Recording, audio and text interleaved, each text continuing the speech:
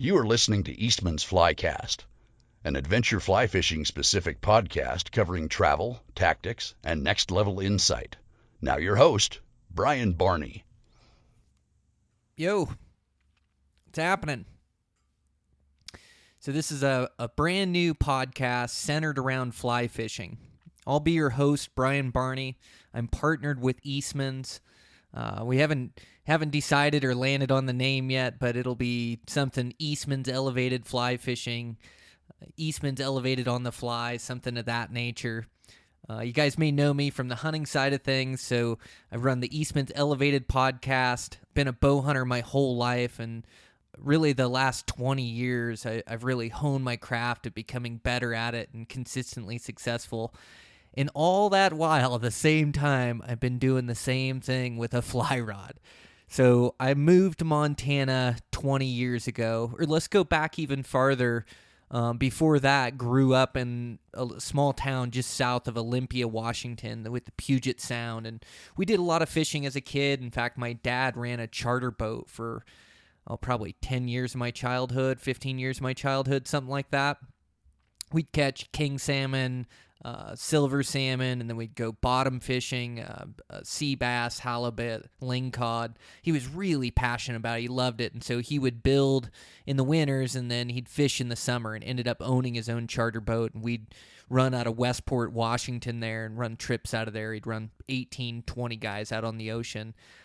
So I was fishing at a young age, also just with Grandpa in the boat. We'd go plunk fishing and trolling and things of that nature, and got into steelheading as I got older in high school, made some buddies that were fishermen. And at that point, I wasn't centered around a fly rod. It was gear, but I just didn't, we caught some fish, but I just didn't know enough to get into those fish consistently, And so anyways, take it back to when I was 20 years old, moved out to Montana, or 19, and moved out and got a construction job and just immersed myself in this Western culture and moved to this valley that was a fly fishing valley. Now, I had scouted this valley. I came over and ran a couple fly fishing trips, but I mean, really, I didn't know anything about fly fishing. It was all just, order a rod, read a little bit, floating line, leader, throw on a dry fly on there, go try to catch trout, go try to match the hatch. And I think I did a little of that in Washington, maybe small streams and stuff, but I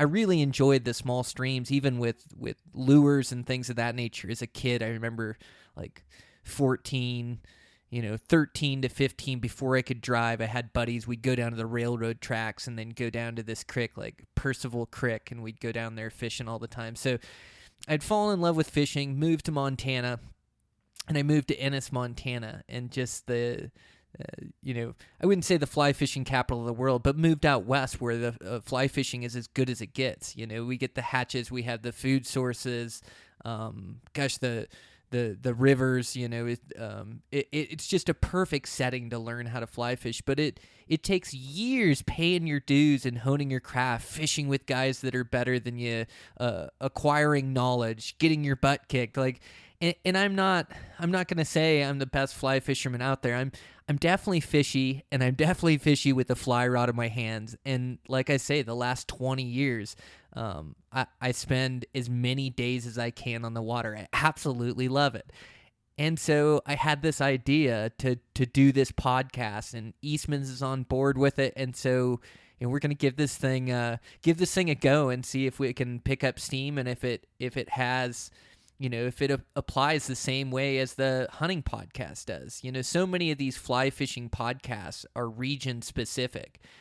And I think that's where I can be different, is a lot of these skills that we use to catch these trout out here, they directly apply and transpose to catching trout, all over the United States. And also, I love to travel and fly fish. I love the blue-collar adventures that are out there. In fact, I'm just coming back from my favorite fly fishing trip of the year, out to the Olympic Peninsula. So back where I grew up, and I go back there, and I go back with fly rods now, because fly rods it's what I learned. It's what I know. I know, over there you're swing fishing or you're nymph fishing. And I should say right off the bat that I'm not a purist. My one requirement is that I use a fly rod. But we'll talk about tactics on here and get different guests so we can do a deep dive in some of these different ways to catch trout. But, I'd say my main ways are nymphing, dry fly fishing, and streamer fishing. I fish a lot of rivers, also getting into still water, fishing lakes and learning more and more about that. And the rivers and, the ocean, I've made it to the salt a couple times to go, chase fish on the flats over there, which is killer. But I'm coming off my best trip of the year, and it's fishing for steelhead. And it's on the West Coast. Man, it's like the coolest setting, the coolest blue collar adventure you can do. It's back a couple hours from where I grew up, and so when I drive back there and I see the trees overhanging the roads, and this is old growth rainforest, like some of these trees are as big as I've ever seen, like in the Hoh Rainforest National Park or up in the Queets or up in that area. But there's this town that sits in the northwest corner of the United States, and it's Forks, Washington. It's 2 hours from where I grew up. And out of Forks, Washington, the ocean's right there, and there's 20 different river systems that all dump into the ocean there, and they still get a good run of steelhead. Now, the steelhead runs aren't what they used to be, and it's in a sad state. And there's a lot of finger pointing, and there's a bunch of federal treaties that allow the Indians to gill net at the mouths of all these rivers for whether right or wrong, sustainable food. But so they're gill netting at the mouths. We have sports fishermen, which now I believe out of the Olympic Peninsula, you're able to keep one native fish a year, which I've never kept a fish out of there. Those runs mean so much to me. Just the fun and fight of hooking one of those things on a fly. It's worth the drive. It's worth the price of admission. It's worth everything. So it all takes place in this coastal rainforest. And so you've got all these old growth cedars and hemlocks and firs. And you also got a bunch of alders. And these rivers, they fluctuate. They go from, we'll fish them at 2,000 CFS, and they'll go to 30,000 CFS when the water's really running down through there. This place gets 200 inches of rain a year, and so even walking through there is a chore, just with this dense underbrush of ferns, and it looks like enchanted forest or something as you walk through it. And then the river systems, a lot of these things are glacial fed teal blue, and you're just looking for the deep blue or deep green pockets of water. And now to go back with like 20 years fly fishing experience and go try to catch the crown jewel of fish, the steelhead, just these bright white chrome fish straight from the ocean, sea lice on them, and you hook onto these things.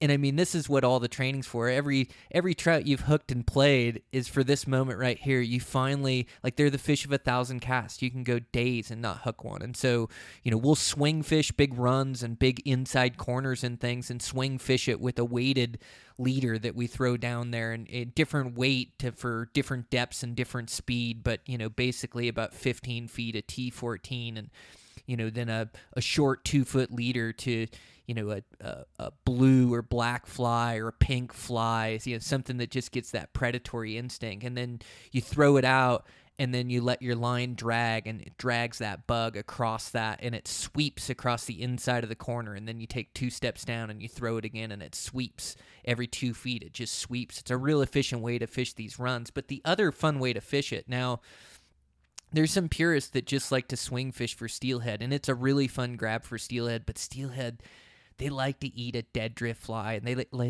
like to eat a yarn fly or a bead, and dead drifted. They just love it. And so how I got hooked back on steelhead, in Montana, fishing for big trout and trout all over all summer long, chasing hatches and things. And I had this wild hair again to catch a steelhead, like in my youth. And closest steelhead was Idaho. They have runs in the Clearwater River and have runs in the salmon. And so I would make my way over there. It was like 6 hours of driving, and I was steelheaded. And they have a bunch of big fish in the system. But after that, it was like, man, I want to go back to the coast and feel one of those. And it's all fun. It's just that coast, they're a unicorn, those white native, as you hook them. And so you go back, you got to have all your stuff together. Once you hook one, you set the hook, and a lot of times it's bottom, or if you're swing fishing, you lift, when you feel something, and then all of a sudden you'll lift, or the other fun way to fish for them, like throwing a nymph setup, and all of a sudden it's ticking, and all of a sudden it goes down, and you hit it like it's bottom. Either way, you hit it, and all of a sudden it just, instead of being bottom, you just feel wag, wag, wag, and there he is. And as soon as he knows he's hooked, you're in for a run. Just bzz, and you usually have a bunch of line because you're casting, and I'm fishing spay rods, whether I'm nymphing or whether I'm swing fishing, but you're just trying not to get that line hooked around a reel seat or the bottom handle there, and they'll zip out line and they're out of the water more than they're in the water, just fighting and pulling so hard in this rainforest setting. And now all of a sudden you'll get him to the reel seat, or you'll get him turned around, and all of a sudden he'll run right at you, and all of a sudden you're reeling as fast as you can, and then you're stripping and reeling with your rod back and scooting back, or whatever you can do to keep tight line. It's one single fly barbless.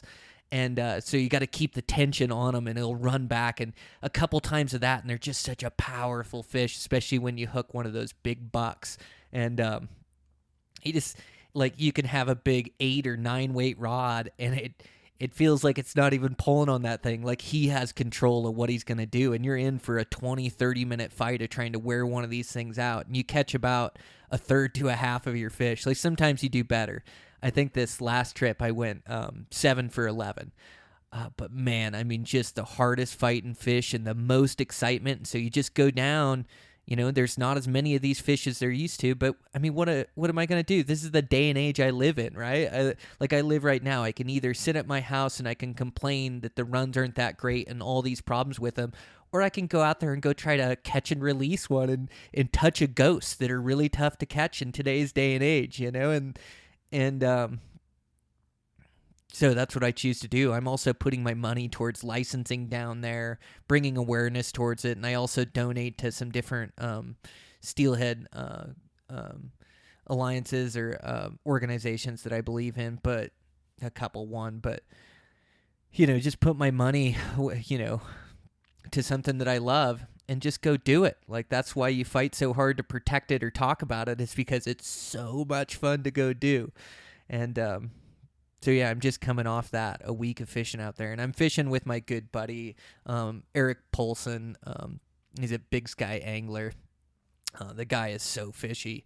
He's been outfitting, and I've been fishing with him for 20 years. And he's really put his time down there. I mean, I go down for a week or 10 days every year. He goes down for 6 weeks or 8 weeks and guides down there. And so he really gains a lot of knowledge down on those rivers. And also my buddy Eric Reithmiller, he's down there as well. So I do have a good circle of friends that I'm able to get input from. But man, I mean, what a riot. You float those rivers too out there. I mean, it's still like the Wild West. And those rivers, because they go 20,000, 30,000 CFS, they blow big old growths down. They change the whole river will change into the flow of the river, like different channels and places where it'll stack up with logs and then move the water a different place, or big clay banks that wash down and big old growth trees just falling off into the river from the top because the clay is giving way. So the river's always changing. It's always different. But you're always just looking to read water. And that's like with any fly fishing. You can stand out there and cast a fly or find a good spot and go back to it. But when you really learn to read water and see and address like how steelhead run and where they'll be, and you have to go down all day long, taking your shots, fishing where you think steelhead are, and sometimes you don't touch them for days, but you keep shooting your shot, and you keep fishing it, and you keep setting the hook, and you keep doing it like there's a steelhead, that you just keep believing. And eventually you'll just feel wag, wag, wag, and then in for the fight of your life, some big chrome buck. And they get so big out there. The genetics are so good. Like, I've fished for steelhead in a lot of different places, but these runs over there, there's a handful of good river systems, but, well, I mean, all of them can have big fish out there. It's just like big genetic fish. And so steelhead, they live 2 years in the, I'm going to get this wrong, I'm sure somebody's going to educate me, but they live 2 years in the fresh water from when they're hatched. And then they go out to the salt. And depending on how many years they spend out in the salt, that's how big they get, plus genetics, plus feed and things. And so, you know, a lot of these fish, they're averaging, what are they, 2 years salt, and then 2 years fresh. So yeah, like 4-year-old fish, and then there's even 5-year-old fish, and they go up and they don't always die too. They return back to the ocean, so they can return multiple times. But they're just some of the hardest fighting fish on the planet. I mean, there's runs of Chinook and silvers, and I like to do all that. I like to do all that fishing. Gosh, what's that? One beautiful fish, the one I'm dying to catch, is up in the Arctic up there, the Arctic char. It's a sea run fish just like that. So I could fish it that same way with my spey rods. And I did up there on the Sag River, like up off the Hall Road. There's a good run of those things that come in, but there's not much information on it. And so I've kind of tried to pair it with caribou hunting and then gone and floated up there and fished for those things. And I've caught a bunch of grayling up there and different things, but I haven't got into the Arctic char yet. I think I'm a little early on the run. I'd like to go a touch later, but I'm trying to put in the work right now. Like, this is the great thing. Like, a guy's got to get his hustle going, and I've got that successful hunting podcast, and it's just like, man, my other passion is a fly rod, fishing for big browns, fishing for whatever I can fish for, but adventure fishing, and like, why not try to do more of it? And get this podcast off the ground and get it rolling. So we'll see if it works or not. But man, oh man, just so fun out there. I had a couple just battles with steelhead.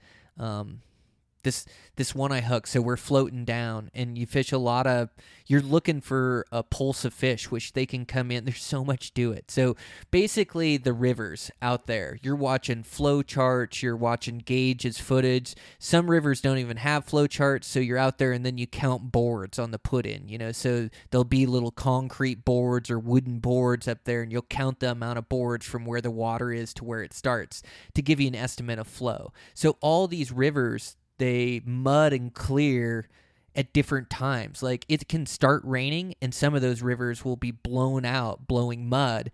And even in the middle of a rainstorm in the biggest high, there's still a couple rivers out there that'll still flow clear enough if you go high enough on them that you can fish. And so every day you're trying to kind of read what the water conditions are. And steelheading, you can catch them in clear water, but I like a little color to my water, and seems like the fish are moving when there's a little color and it's up a little bit. But you definitely can't fish the mud. You got to have visibility. So it's this tough balance of which river to go to. There's tides that come in, and these steelhead will ride these high tides, and they'll surf, into these spots and into the river, and they can ride this tide in, which just helps push them up the first little bit up the river. And so they'll run these tides in, and then there's fish in the system. And it's competitive, but it's still the Wild West. I mean, there's a lot of these places you go down. It's whitewater that you have to go through. There's some scary rapids. This one river we did, it must have had 15 drops, and then we called the last one Sean White because we went down it right when we should have gone left. It was just so tight, and we spun 2 360s in the rapid to get down, which just adds to the adventure. And it wasn't that bad because it was low water. If it was high water and you make a mistake, there's a lot of power in those things. But this was just like tacking around a bunch of rocks and, little drops, but it wasn't too bad. But so you're always trying to read these rivers and read the tides, and then trying to put yourself in the right place and put yourself into fish. So we're fishing down this river system, and my buddy's rowing down, and I'm nymphing. And so when we nymph down, so swinging the runs is really fun. You're picking the big inside runs, and you're always trying to just read water, find the right depth and the right speed for a steelhead. They also like to run up the edges. There's a lot to it, but it's just like years of fishing for steelhead. You just kind of, and they're similar to trout. They're just in like the mega trout runs, like the big... the big ones that you can see, and it's got the depth, and they really sit in there. And so we're floating down through, and I'm nymphing, which is really fun. A lot of guys don't nymph fish, but use that that spay rod so you can shoot it a little bit farther. And then I'm really into technical nymphing. I think a dead drifted fly is one of the best ways to go out and catch trout or see what's living in there. And believe me, I love to pull a weighted streamer, dry fly. There's nothing finer. I love fishing it all, but I'm into technical nymphing, especially in the springtime and especially for steelhead. Steelhead love a dead drifted fly, and you got to get the mends in it, and they're like, there is an art to getting that thing to drift down and not pull off the bottom in the right spots, and being able to fish it down below you or fish in front of the boat if it's going down. And I really like the shot too. Like the shot is similar to like a boat going down the Madison, and you're throwing a dry fly, but you're tickling it in the brush, or in the case of steelheading, it's like this old growth timber where you're flicking it right by there, and you're trying to read if there's a branch so you can pull it out a little bit and then let it go down, and sweep it up over trees and in a little slow spot that then you get a drift back there as you're going through. There's so much to it. And, just the more good steelhead spots you look, eventually there he is. And that's exactly what happened. The first fish of the day, I hooked behind this rock, and I hooked him, and I had him, and hook slipped and he came off. And so we pulled over the boat right there. Like, oh man, did we just get into some fish, or, look at that, where that one hit at. And so my buddy, Eric, or Polson as I call him, he went up above me, started fishing, and I went out and took the lower end of the run, and pretty soon he's thrown out there, and pretty soon he hooks into this giant fish that's out of the water. He hooked into a great big buck, like a big 20-pounder, and they'll go as big as 30 pounds out there, but anything that's approaching that 38-inch mark or 40-inch mark, it's just a big old bright steelhead, and it just had him worked. It was the first steelhead he hooked at the trip, and that thing just tugged him around and had his way with him. Polson is as good at landing big fish and big steelhead. He's landed a bunch of big bucks down through there, but sometimes it's just not in the cards. He got him up to the net like 4 different times, and the last time he pulled him up and he surfed pretty hard on him, but I was behind him and I had the tail. It was like, I just know on those big fish, I mean, like, he's as big as the net. He's as big as I am. You're down there just trying to net him, and we're in the worst spot, too, just with, shallow, fast water. God, it was just a horrible spot to land him, but he pulled him up, and I had one spot where I maybe could have gone for him, but I was tail first. I just didn't have a good go at him. It was like, man, let's just get him right and get him netted, and he popped off and swam away. So just the way it goes, it's steelhead fishing. But right after that, in the lower end of the hole, I hooked a nice bright silver one. It's just out of the water more than he was in. And now I'm in that same crappy spot that Eric Paulson's in, was in fighting that fish, that big one.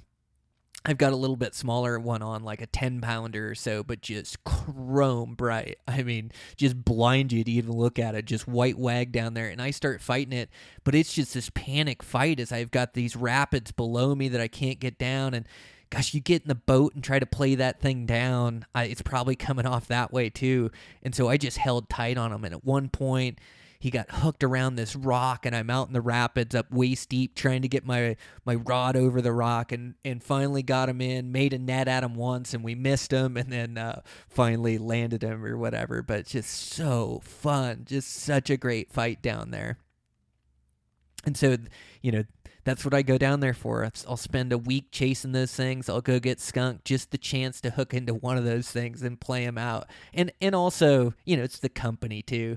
Hanging out with good buddies, just having a ton of fun and laughs. I mean, the Sean White Rapid was just too much. The picket fence above that. And then we've got Eric Reithmiller. So I'll refer to him as Ron because that's about all I know him as. So hopefully I don't confuse the stories too much, but there's always a nickname for everybody. I'm Barney, that's Polson, he's Ron. And the nicknames come from such silly stuff, but then you call a guy that for so long. And so he was, we throw everything at Ron, whether it's, whether he's making, chicken with rice, then he's what is it? It's oh man. General Ron's chicken. That's what it is. God, I couldn't think of it. And then, so everything has to do with Ron. It's just so funny, and they call him Ron because it was Bobber Ron, because he was fishing indicators, because indicators and nymph fishing fishes so well that he stopped swinging streamers down there. Like, he just fished nymphs down and through there, and he just gets them. The guy is so fishy. He's living down there for the entire season. I think he was down there for a month before we got there. The guy loves Pacific Northwest steelhead, and he guides on the Bighorn. Heck of a guide, but so fishy with steelhead. And so anyways, Ronnie, and then the new nickname was Ronnie Wah, as we took him down this river that just has gnarly whitewater in it, the Kalawa. But so fun. Went down there with we made 2 drifts down there, and hooked pretty good fish throughout the whole thing. Probably the hardest fighting one, it was like this buck that I landed. That was probably like a good 16 pounds or so. Hooked him right in the bottom spot. Swung it. Didn't get anything swinging through there. Just looked like a money spot. Pulled over the boat, swung it, didn't get anything, and I thought, well, I'm gonna run my nymphs through there and see. And it's just like they'll eat the swing really well. It's just gotta be like the right water temperature, and when they're running and in those inside corners, it's highly effective. And when they grab it, it is so fun. But sometimes the water's a little cold, or a little this, little that. Who knows? We didn't get that fish swinging, but I ran my nymphs through there. Just weighted down and fished down through it, and all of a sudden I see my indicator go down, set the hook, and I just got this big old steelhead on. He's just out of the water and fighting him down through there, and I go down to the bottom end of the hole. I got him down through there, and I can't go any further. I'm in these roots and things, and I can't really climb up on the bank because there's too many overhanging branches. And so, like, I'm to the top of my waders, and I'm just battling this thing, and I'm giving him everything my rod has down there. And this fish just wants no part of it, just grabbing current and rolling out in it. And gosh, I fought him for 20 minutes. Eric got some good video of it, and then finally able to get him up and get him in the bag. Such a fun fish. But yeah, there's just what an experience to go out there for a week and go fish those rivers and have a chance at those fish. And so that's what I'm talking about. Like, that's what I think this podcast should be about, is, bringing you guys some value. It's picking up tactics here or there that you can use on your home water, or, that you can use to travel around. It's also, sharing my adventure as a fly fisherman, going to these different places and fishing. And now that I'm, I've been back here a few days and already been fishing a couple times here. It's been so good. I got Dad out the other day, and Dad's just been he hasn't really got them all winter long. I don't know. Let's see. We did a drift that was pretty good one day in the winter. We got them really good in the summer and in late fall on hoppers and things. It was like a 1 in 10 year hopper hatch.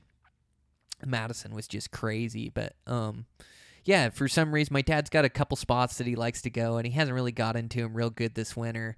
I had a couple good days over off this spot that I told him about. Then he went back and couldn't get him very good there. And so we decided the other day, we had an afternoon, and we were going to float. I floated the day before with my buddy Charlie. I'm going to get on the podcast. But I figured, well, let's just go wade fishing. And so went to this spot that was really good to me in the winter, and I caught like 1 trout out of there.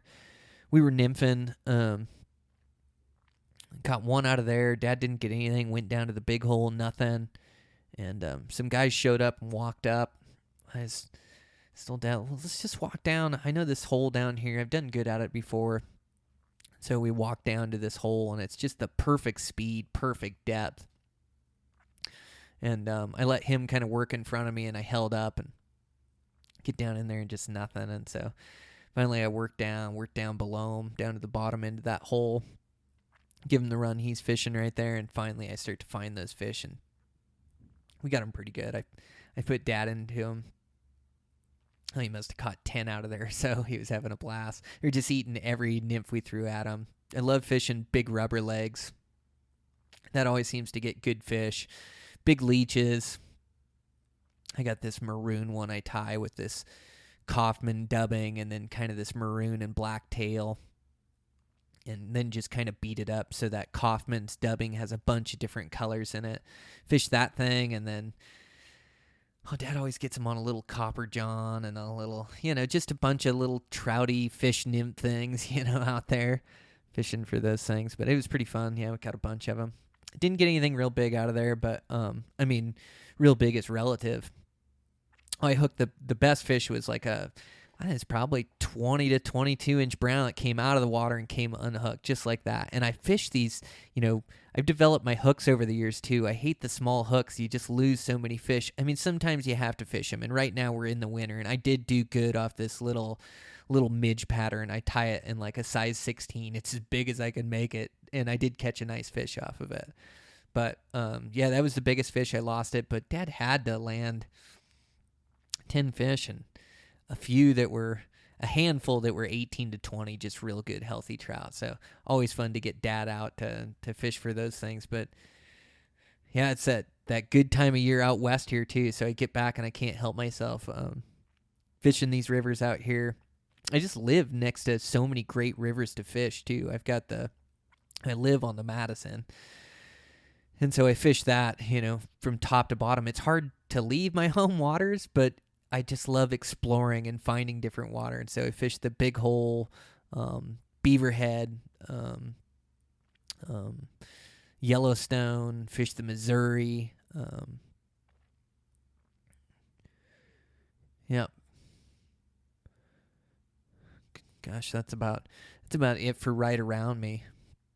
But yeah, it's just awesome to have that opportunity to be able to live out west and chase those big browns out here. So I've been fishing for these big browns a lot. Like I love throwing a streamer rod, a weighted streamer rod. And so in the summertime, I usually fish them in the summertime when the fish are more on streamers, and especially like into the fall, but even into the spring when these things get more active. And usually like right now, I would dead drift sculpin to look for big fish and then trail it with a different bug. But the last couple of years, I've been fishing quite a bit with different guys that'll fish those streamers all winter long, and they'll actually get pretty good fish to chase and eat those things. I was with Charlie last year, and there's a big hole that we'll run up and fish, and it's a wintertime hole where it's just super frigid cold up there, bunch of snow, 2 feet of snow. I've already been up there once this year and got them really good up there. Caught just a bunch of them in a bunch of different spots, but we'll go up there and throw streamers in this run with a weighted line. And I usually bring, like, I got that steelhead set up, that spay rod.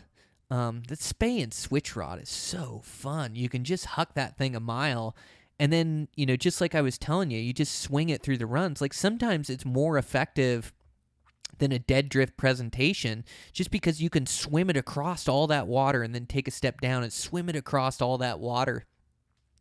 And two, like, let's be honest, like the big meat, the big articulating flies, they catch big fish. There's giant browns in these rivers, and that's all they'll eat is just different bait fish. Sure, well, I get them on a salmon fly, which I love fishing for big fish on a salmon fly. Probably like my funnest western fly fishing is done on that salmon fly. So a 3-inch dry fly that comes off on the best rivers in Montana. And the biggest browns really key into these things. It's usually high water, and so the water's up because of runoff. Sometimes a little color, and so it's always running in the brush, and so these big browns will be undercut brush and things. And it's so technical. Like, I love technical fishing, I'm not an ice fisherman. Like, I love all kinds of fishing, but I have to be active and thinking and finding them and, messing with my drift and getting it through there and putting it in that spot. Like, it's just the way I like to fish. It's fly fishing. So that salmon fly, like a big 3-inch dry fly, and we tie our own patterns and we get them to float really good. And the whole key, a lot of times guys are just casting way too much. It's just constantly casting where you just have to let those bugs sit in there and then mend on them and let those fish see them. And when you really get tuned into the water, like a matrix level, and you're really reading water, you're sticking that fly at the very head of the run, throwing a mend on it and getting it to drift through the entire run, then getting at the end, and then that's where you recast to stick it back into the front of the next run. And you're just reading this water, having it in the fishiest spots every time as it's moving down through there, right on the seam, right where the fast meets the slow and in places. And during this salmon fly with the high water, it's all up in the brush. And so you're throwing a dry fly, sidearm, overhand, trying to get mends in it, trying to get that true dead drift where it isn't dragging across the water. That's what all the mends are doing. Is the mends is you're throwing the slack upstream, and so the current isn't pulling that fly across the water faster than the water. It looks unnatural. And especially in these western rivers, like fly fishing has gotten widely popular. And there's a bunch of great fishermen that guide drift boats that are great at catching these things. So these things get stung. They know it. They're tough to catch. And they get even tougher in the summertime, especially during the salmon fly hatch. Like, there's more boats on this river than... I don't even know what to compare it to. It's like...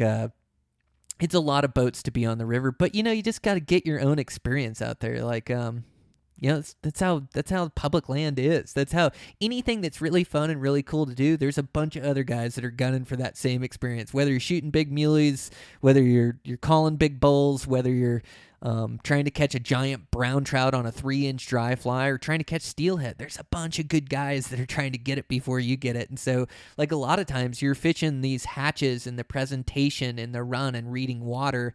A lot of times you're playing the fisherman too. I mean, I'm just a sportsman. I'm not guiding a boat. I know those guide boats, they got to run an 8-hour day, so they put on someplace where they can float 8 hours of water. If I can jump in front of that and get fresh water, like, all the better for me. If fresh water as you're fly fishing, it's not always important. Like, sometimes the fish are just eating, but boy, you sure want a good position to have a guy that's really fishy, just fishing every run in front of you. You're just going to get the leftovers.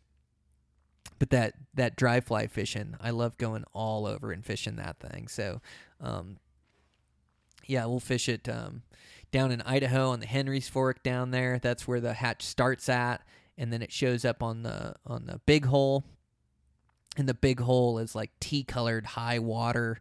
A lot of times we run rafts in there. So fun throwing it in there. Technical river. And then right after that, the hatch starts on the lower Madison, which is below the dam, moves to the upper Madison, which is my home water, where then I can just fish it every evening.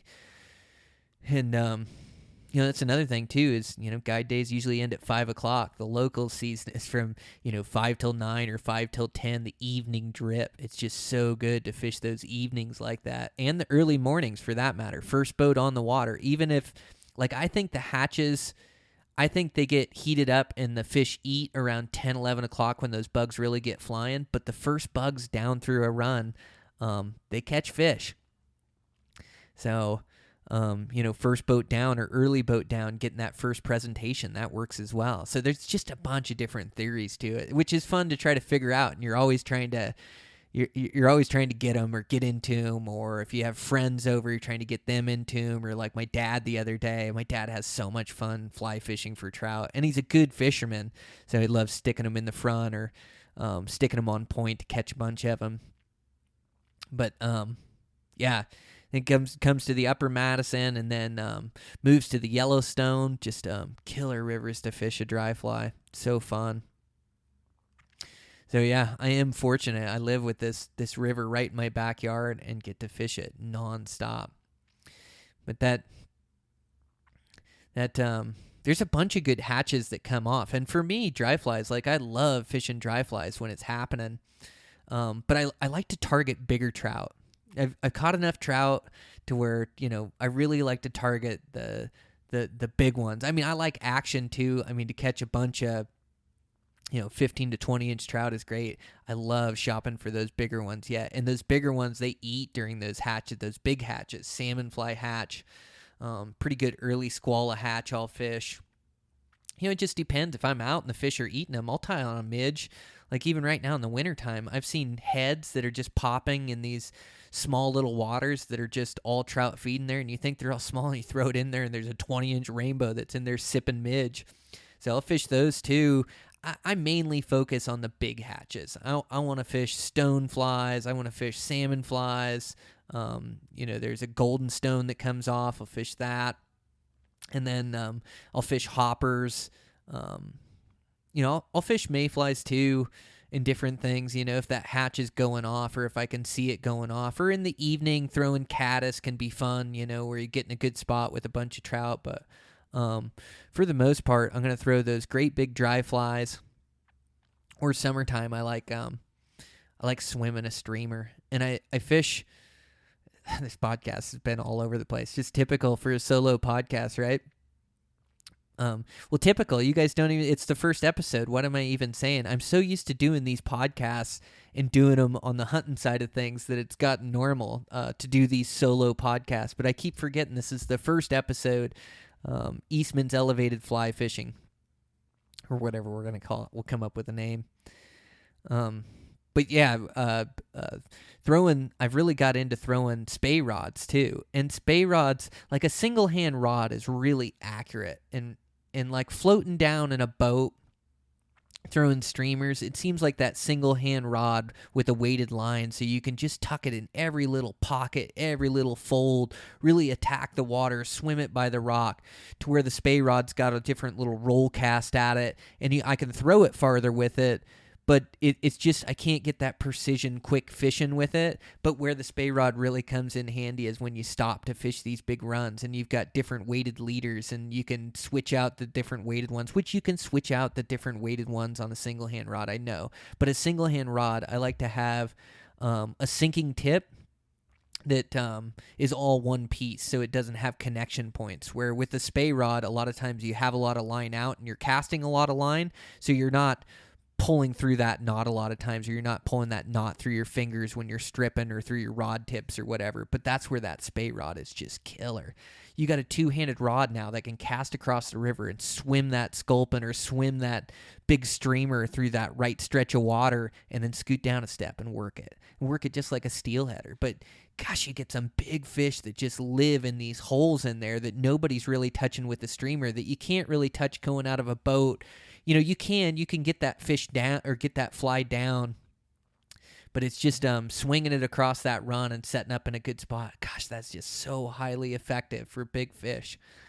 So I love doing that. I do that a lot in the summertime. It's just nice to have like all rods rigged up and ready to go, for whatever the conditions, whatever I'm seeing or whatever is going on. But it's so fun to live out west here, and I have so much opportunity and so many hatches that I'm tuned into, like right out my back door, because really a lot of life is enjoying what's right around you too. Like I love these big trips, like that big steelhead trip, going to the flats fishing.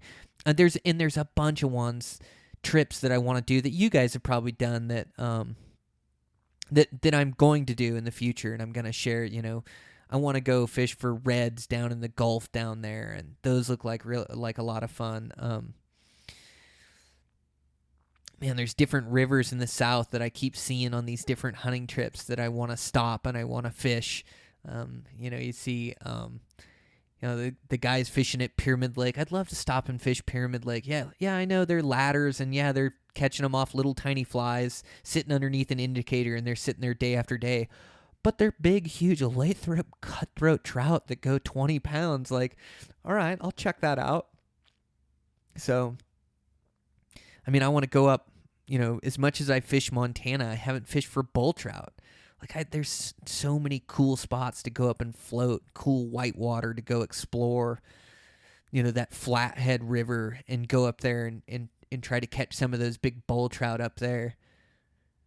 So, gosh, it's just enough time in this world. A lifetime seems like a long time, but those years sure pass you by. And 1-2 trips a year, gosh, it sure goes quick.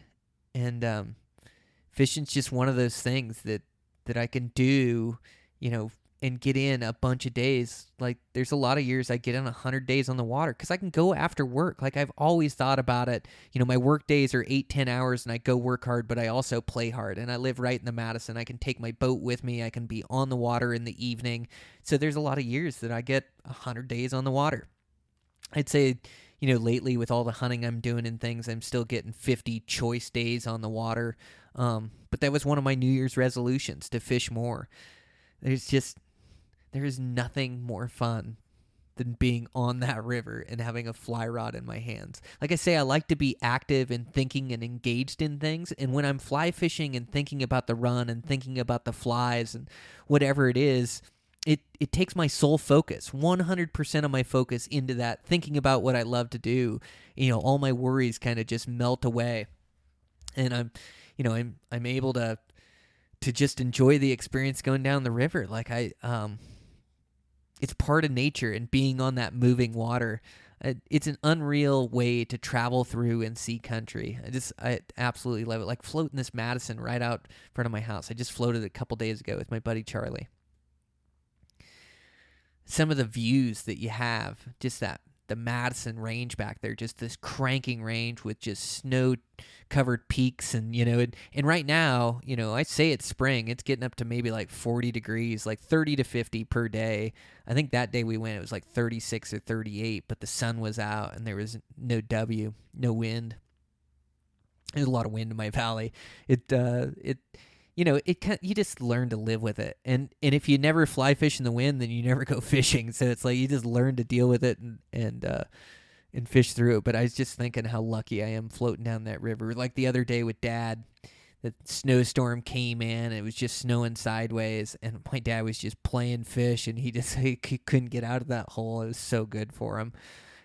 Sometimes you go so many days and maybe not take skunks every day, but catch a couple, maybe a small one, hooked a couple or whatever.